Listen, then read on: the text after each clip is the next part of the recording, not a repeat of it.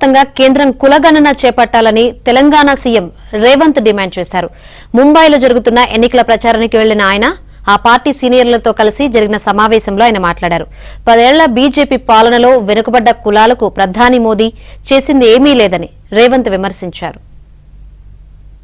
2025 जनवरी से जो शुरुआत होने वाले सेंसस में वो सेंसस में कुल जनगणना भी कास्ट सेंसस भी इंक्लूड करना है. This is what our demand. We have passed a resolution in our cabinet saying that we are demanding that government of India has to implement caste census. This is what our challenge to. పాలనలో వెనుకబడ్డ కులాలకు ప్రధాని మోదీ చేసింది ఏమీ లేదని రేవంత్ విమర్శించారు.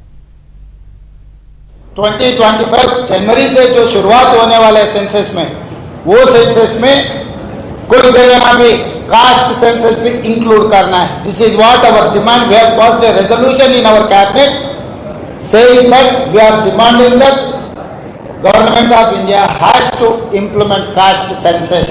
This is what our challenge to